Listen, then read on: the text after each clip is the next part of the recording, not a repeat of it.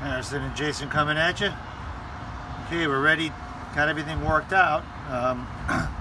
Was quite a bit just getting all our hardware ready. Here is our TCI weighted flywheel. It's actually a flex plate, SFI approved, and this was quite a pain in the behind. We went through about, I don't know, 15 flex plates before we got one that would work. This is a 1986 one-piece seal engine, and everything that we've been dealing with up until now has been in 1985 and earlier, so nothing that we had would fit. So we went to our friends at S&K Speed and we picked up one of these handy dandy flex plates, and we had to clean off the powder coating that was on the inside so it would fit the crankshaft flange. So this is our Chevy engine, and here's our transmission, Turbo 400. And a lot of you might be saying, hey, wait a second, this is out of a Pontiac and this is a Chevy. How are you going to make that fit together? Well, our guys at S&K Speed came up with this handy dandy adapter plate. And what we're going to do is we're going to put that on there like that. We're going to line that up with the dowels. And it comes with these two countersunk Allen head bolts. Let me put those in here. And then that's a flat surface, and that'll allow us to mate this flat surface onto this flat surface. So we're going to get that ready, and then we're going to mount our flex plate. So we're going to put just a little bit of this anti-seize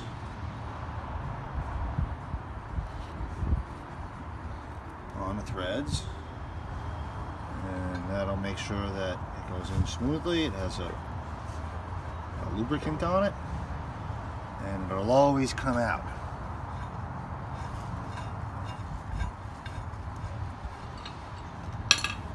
We chased all our holes, made sure everything was going to go nice and smooth.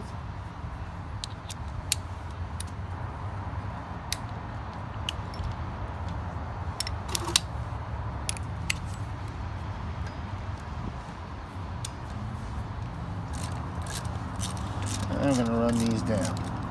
Here's our TCI flywheel. I think we probably should get that sticker out of there, so it won't allow it to be 100% straight. This side must be toward engine, and they give you a little dowel here, and we have a little dowel there. It's not an actual dowel, it's just a line-up hole, and this is going to slip on here.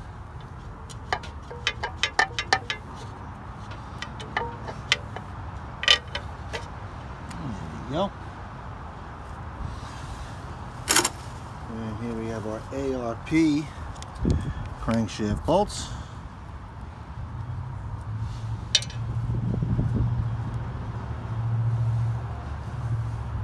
it says in the instructions to use their lubricant and torque these down to 85 pounds in a cross pattern.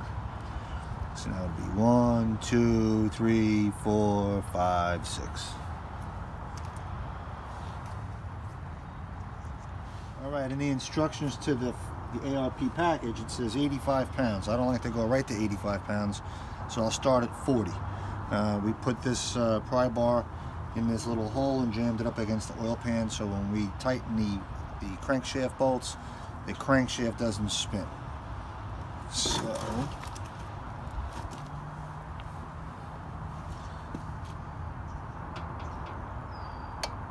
that's 40, and we're going to do this in a cross pattern.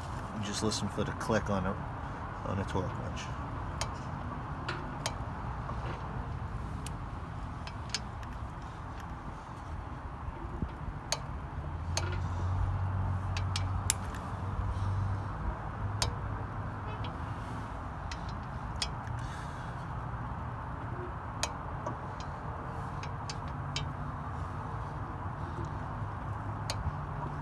Okay, now we'll go back up, and I think we're going to go to, let's go to 70.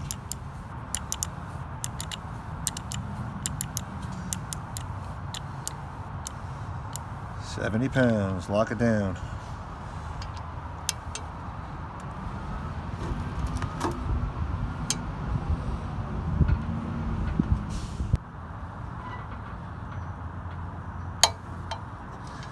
Okay, that is 70. Let's put this down like that.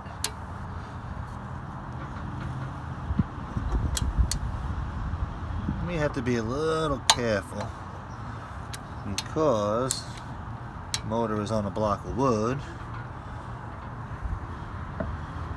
but we still have it supported by the engine crane. And we don't want any deflection, so we want to do this nice and slow.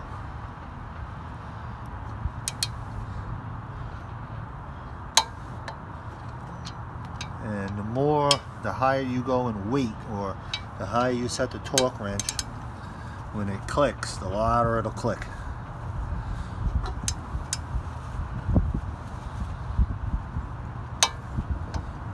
Okay, so that is 70. They call for 85. So I'll go to 80. 1, 2, 3, 4, 5. Lock it down.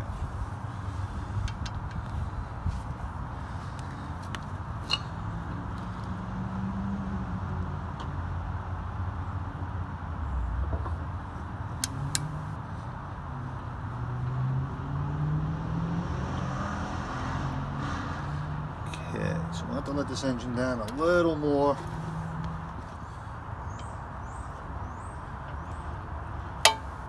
Alright, that's 1.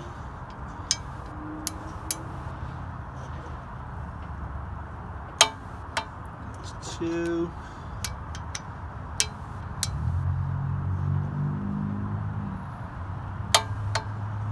3. And you want to do this slow.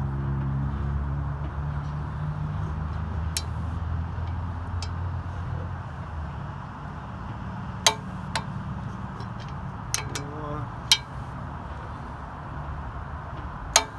5.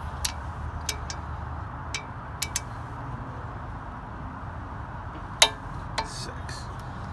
And now we're just going to check it all.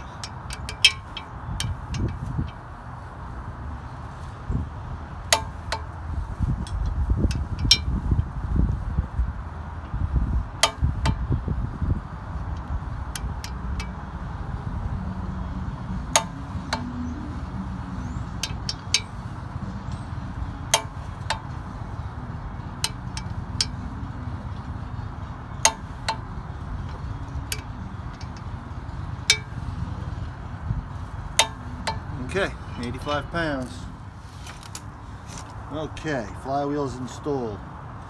Now with this adapter plate, this torque converter, the little button on the torque converter is supposed to fit in the back of the crankshaft. That's what locates the torque converter and keep it straight. So now that we push this transmission back, that's not going to happen. But our friends at S&K Speed came up with that. This is a pilot bushing, and it's made by Transdap. So we're going to put this in here, that's going to space it out, and then this is going to fit in there. Now there's a chamfer on this crankshaft, so rather than put this in the hole here and try to get this with no chamfer to line up with that has no chamfer, I think that would probably be a little bit more difficult. So I'm going to take a little bit of our anti-seize lubricant, because I know that if we don't put this on, if I still go to take it off after any length of time, it is not coming off. So I'll put a little of that on there. And we're going to put that on there. Be careful with that stuff because it gets everywhere.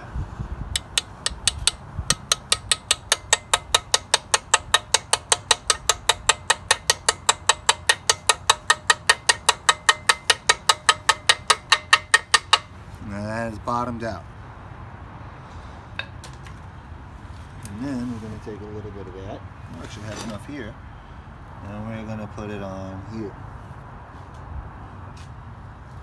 Just We want this to come apart if we choose to take it apart.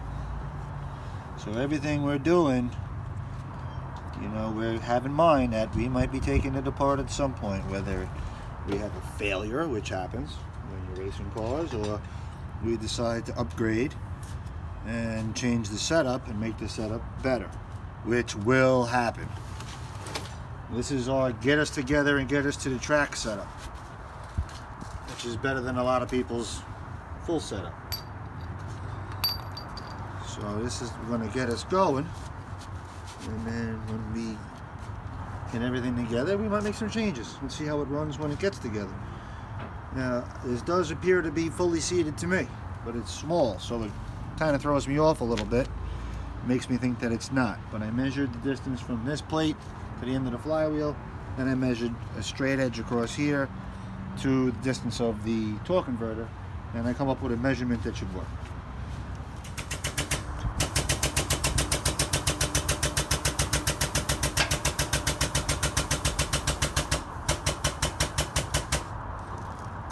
And we have our handy dandy engine cranker.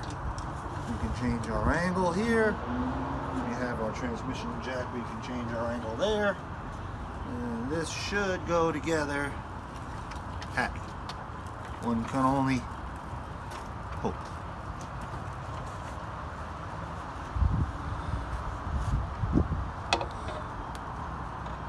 Alright, so we're going to change our angle. We'll get some bolts going.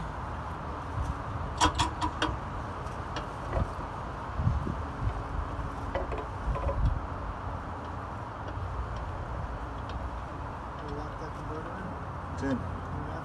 It's in. In. Done. Alright, we're going to go up another couple of pumps.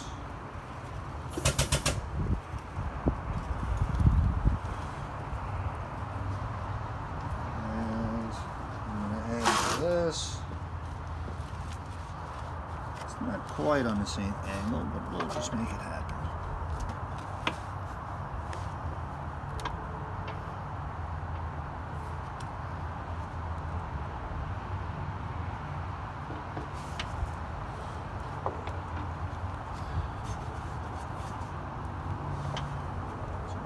Couple of bolts go here.